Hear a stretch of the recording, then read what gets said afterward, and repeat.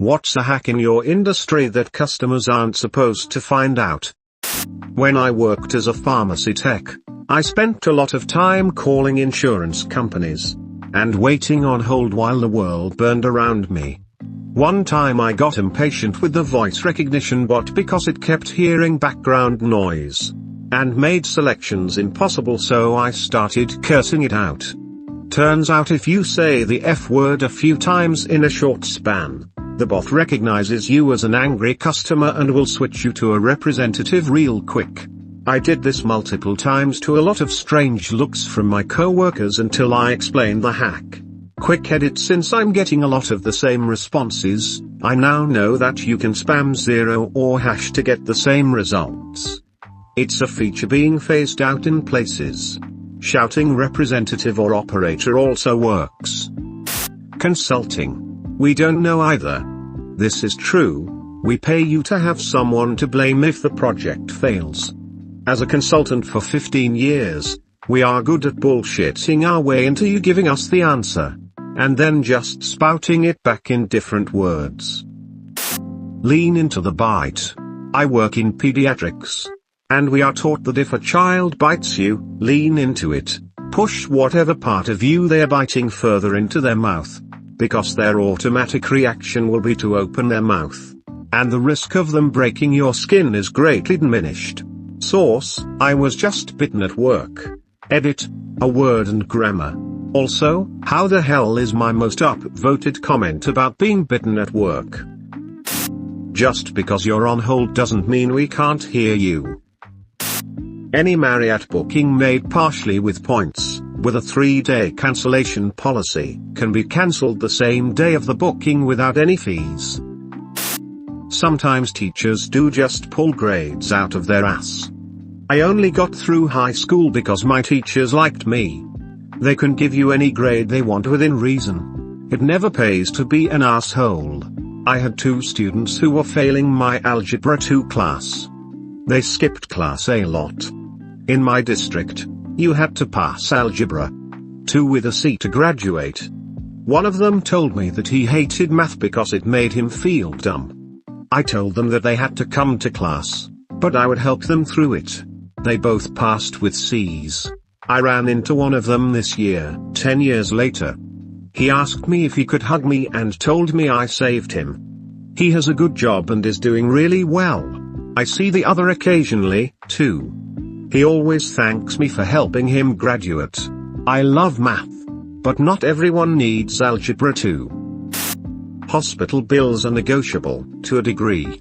Always ask for an itemized bill and put some effort into analyzing it. Most hospitals will take pennies on the dollar if you pay what you are offering right that moment. They will. Nearly all take payment plans too. If you are insured, know your insurance rules. Most do not allow balance billing, meaning what your EOB says is your responsibility is all you are obligated to pay, not a penny more. If the medical people keep billing higher, call your insurance company and tell them. They can and will often straighten it out for you. Orchestral violinist. Sometimes we don't play all the notes. Cellist here. We know you don't. Not sure if your homeowner's insurance will cover something? Apply this one simple rule. Was the damage caused by a sudden and one-time occurrence? If the answer is yes, 99% of the time you're covered. If the answer is no, 99% of the time you're not covered. This advice applies to the US. I worked at a restaurant and one time the chef burned the applesauce that was supposed to be served with the pork chop. He put it on the menu as smoked applesauce and people loved it. When I worked in a hotel as a night porter, the room cost was totally reliant if you were a dick or not. I obviously couldn't just give rooms away, but I could pretty much knock off 50%. One day a very tired woman came in with her baby, and I couldn't get the payment to go through at all, so I did give it to her for nothing, just had to make sure she was out before 9 a.m. And I cleaned it myself. Thank you for all the upvotes, awards and kind words. When a car salesman offers you a premium car care package, don't buy it. It's a scam. Say you're buying a new car and I offer you the premium car care package. It'll only cost you X amount of money per month. But every time you come to the dealership, you get premium car wash. We hose it down, not a proper car wash. Interior detailing and rejuvenation. We use compressed air to make the dust go away. Sometimes a man uses a wet paper towel. Functions check and clock synchronization. Check if all the lights work, heater and AC work, and set up the clock if it's wrong. Summer and winter inspection and free wiper fluid refill. Only done once per season. Check tire tread. Visually check tire pressure. Look at temperature gauge to make sure car isn't overheating. And add water in the summer. Tiny amount of wiper fluid in winter. Visually inspect brake discs to see they are not scratched by worn out brake pads. Assistance when you are on the move. You call us and then we can call a tow truck for you, at your expense, only possible during business hours. Basically, we charge for simple things you can do yourself. Also, if a car dealership sells you a used car and they told you it has been fully serviced, take it to your local mechanic and have it serviced properly. Most industries have retention teams because it costs 10x more to get a new customer than it costs to keep one you have. So if you call up and complain, threaten to cancel every other time they raise your rates, they'll probably give you the introductory rate. Just be aware you might have to switch. If you're nice to my receptionist, I will find a way to squeeze you onto my schedule. If you're a B, then you can have whatever the next available appointment is. If you make the office staff cry, you get a certified letter firing you from the practice.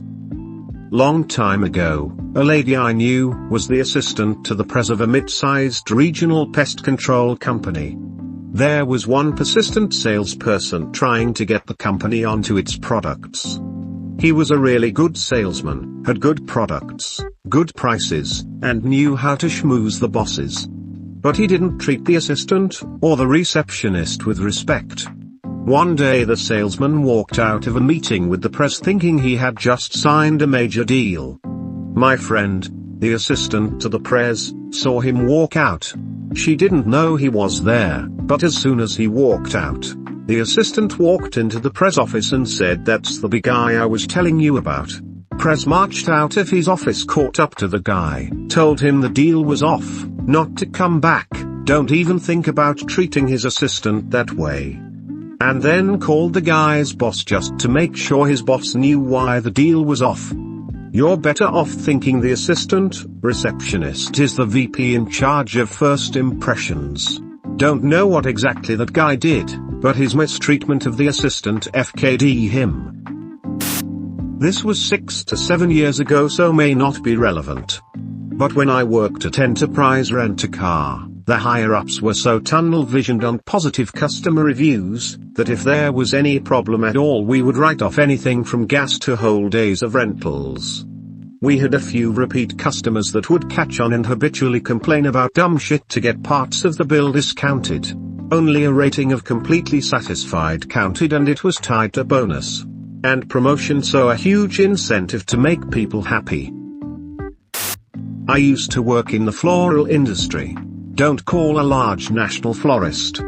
Look up a local florist in your recipient's area and call them directly.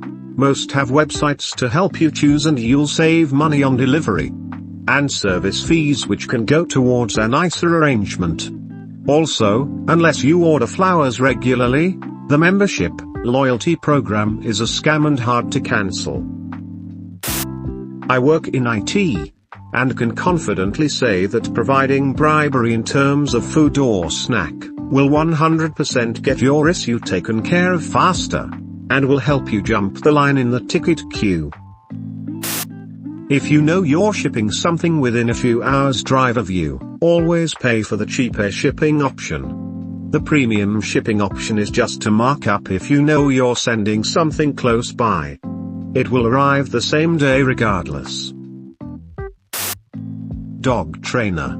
This is a hack we want people to understand. One reason we can get your dog to do something so fast is because we use a high rate of reinforcement. Example, I'm training your dog to walk on leash without pulling, and we practice in your driveway.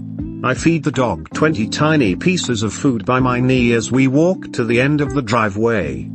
The first time a client tries the exercise they may use 5. The mechanics of the exercise look easy, but it takes time to get used to.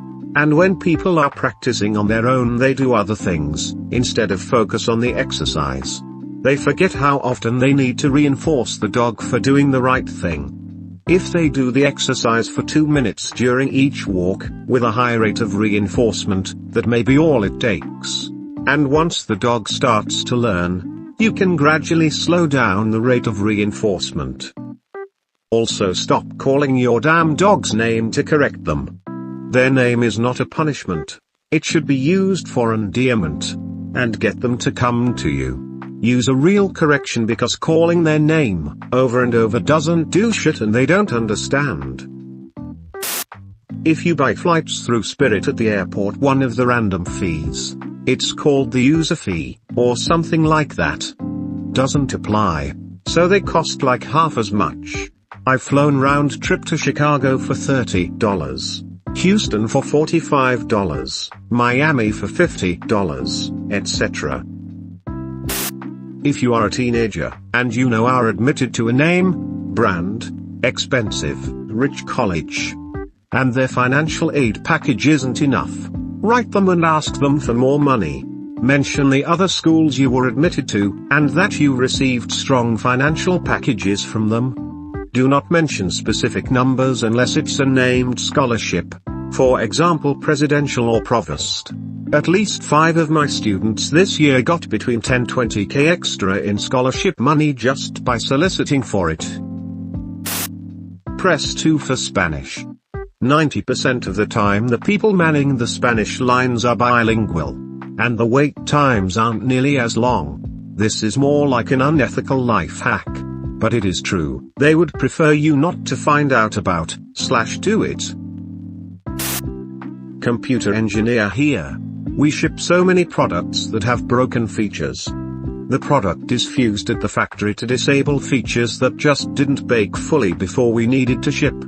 Every product I ever worked on has a half dozen bugs that we could have fixed if only we had more time and money. Eventually you have to say it's good enough and ship something to make money. Watched a video on semiconductor manufacturing, and was shocked to learn that all the processes in the same generation are actually physically the same. It just comes down to how many defects there were at the end of manufacturing. So i5, i7, i9 Intel CPU from the same generation are actually all the same prints.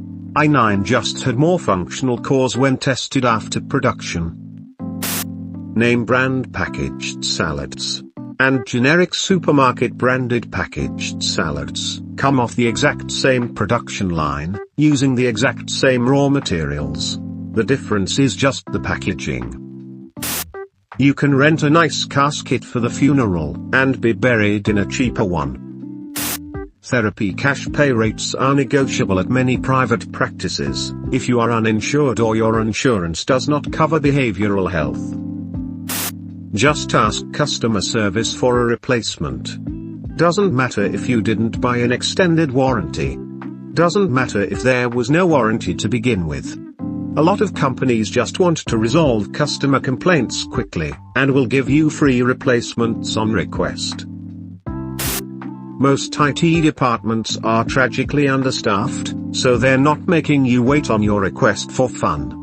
Unless you're an ass to them, then they're definitely making you wait for fun. They're also laughing about it. If you do want your request moved to the top of the queue with some regularity, a box of donuts left in the IT department once or twice a year is usually all it'll take. Also not being an ass. Electric guitars made out of fancy expensive wood will sound exactly the same as guitars made out of cheap wood. The electronics system is what makes electric guitars sound different from one another, not the fancy quadruple A, flamed maple top. It's pure aesthetics. I'm a teacher. You can learn anything you want now from the internet if you have the willpower. Teaching continues to exist because most humans learn best with someone to hold them accountable and human interaction. That said, especially with YouTube, if you have a little patience, and aren't afraid of trial and error, you can literally learn anything. I don't work there anymore. But I used to work for a cable internet ISP. You weren't supposed to know this, but when customers complained about slow hardwired speeds, we'd show up and pretend to do something, knowing full well that the issue was our nodes being oversaturated everywhere. But we would never tell you. We eventually introduced something called Power Boost to mask the problem by skewing speed tests. Your first 5 to 20 seconds would be uncapped bandwidth and you would think you were getting a quality product when you weren't. Former local journalist here. If you want to know something about your town, or pretty much anything locally, or find something hinky that you want investigated, just call or email them and ask what's happening with that. Insert weird item in city budget, shut down road, cop who got fired. When I was off deadline, I actually loved fielding these questions. They were mainly from old people, and pretty much worked as customer service for the city a lot. I directed people to local programs that would help them. I confirmed the start and proposed end dates of construction, and I told people what companies had pulled permits to build that new restaurant on Main Street.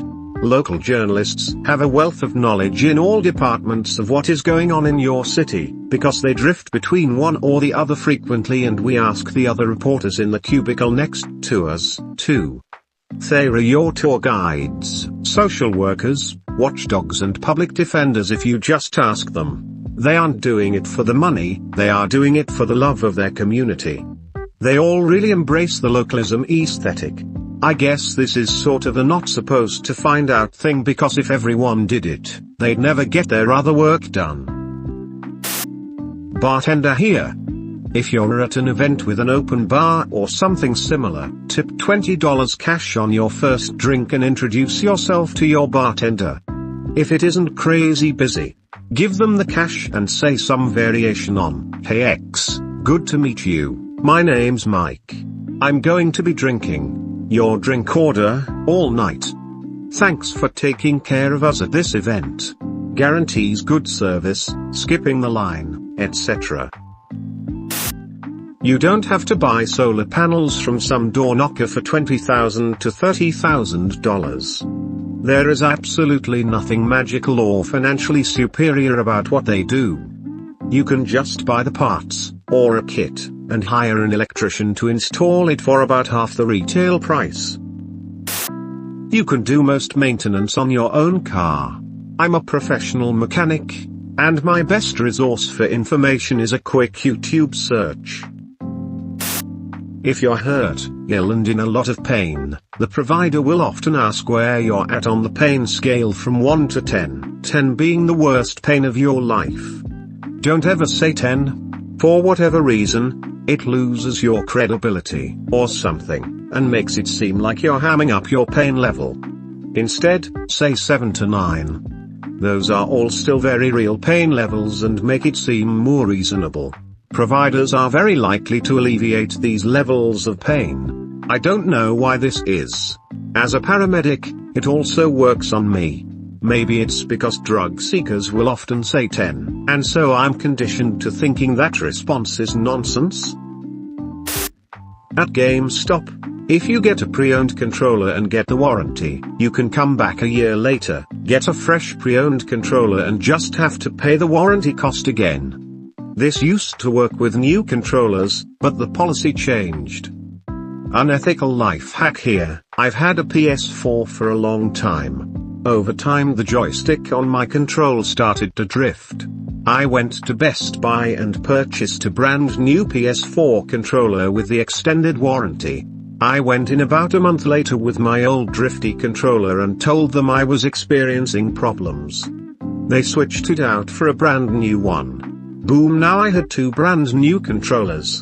They asked if I wanted to purchase another warranty for this new controller they just gave me, but I declined because I felt kinda bad.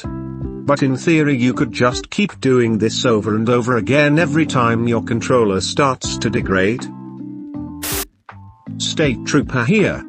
If I pull you over for speeding and you apologize, the odds of you getting a warning have just skyrocketed. Redditors like to say never admit to it because they'll use that against you. I have never needed what the driver said for a guilty verdict. In fact, I've never even used what they've said. I've been in court 100 times and never lost a speeding ticket case. The point of the ticket is to change your behavior. If you acknowledge your behavior was bad, then I'll believe there's a chance you'll change your behavior without needing the ticket. I work for a nationwide steel supply company. We sell the same plate of steel sometimes up to 6 or 7 times. What do I mean by that? Say you need a ring of steel that is 5 feet in outer diameter and 4 feet inner diameter. That leaves 4 feet in the middle being cut out of it. Well, you're not just buying the ring. You're buying the whole piece of steel used to cut that ring out of. The piece that comes out from the middle and the corners are called drops. If you don't request we ship the drop to you, then we do not. You get a ring. And we get a 4-foot circle of steel to sell again, or multiple times if we can keep cutting it. If you have a hotel reservation arriving tomorrow, but with a 2-day cancellation policy, and you have to cancel, reschedule it instead for a week out. Then later, call back and cancel since you're outside of the policy. I don't work there. This can be a hack to get out of paying a towing fee. I had my car towed to a yard because I stupidly thought it was a different day where I could park. Got my car towed, aware it's my fault, so I might as well make this situation a fun one. Walked into the office with a customer already screaming at the front desk. Waited a whole 5 minutes for them to finish. And they finally left. Front desk was just expressionless and were clearly used to it. I came up with a bright face and said, "So if I scream like that, will there be a chance I don't have to pay for the towing?" They all cracked up laughing and we all just went along the conversation. Front desk stamped the receipt in front of me and just said, "Just read the signs next time, bud. We got you for now." Didn't expect this. But felt so boss when I left. Flight was delayed getting into an airport because of an incoming blizzard.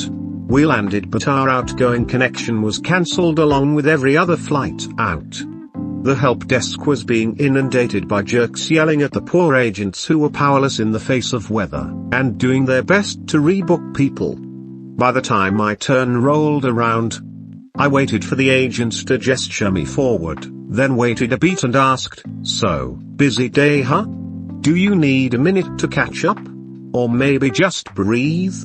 And the agent laughed, took a deep breath, some sips of their coffee, and then hooked me up with a pile of vouchers and upgraded seats on the next morning flight. It always pays to have a sense of humor, and especially some grace and kindness for those in the service industries.